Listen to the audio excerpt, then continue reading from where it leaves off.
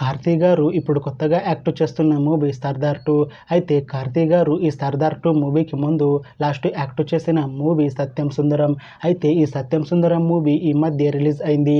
అయితే కార్తీ గారు సత్యం సుందరం movie release తర్వాత కాస్త టైం గ్యాప్ తీసుకొని ఇప్పుడు మళ్ళీ ఈ సర్దార్ 2 మూవీలో యాక్ట్ చేస్తున్నారు కార్తీ గారు. చూడాలి కార్తీ గారికి ఈ సర్దార్ 2 మూవీతో కూడా ఇంకొక మంచి హిట్ వస్తుందా లేదా అనేది మనం ఈ సర్దార్ 2 మూవీ రిలీజ్ అయ్యాక చూడాలి. అయితే ఈ సర్దార్ 2 మూవీలో రాశిఖన్నా గారు కూడా యాక్ట్ చేస్తున్నారు. అయితే రాశిఖన్నా గారు ఈ సర్దార్ 2 మూవీకి ముందు లాస్ట్ యాక్ట్ చేసిన మూవీ బాక్. అయితే బాక్ మూవీ రిలీజ్ అయ్యి 1 ఇయర్ అయిపోయింది.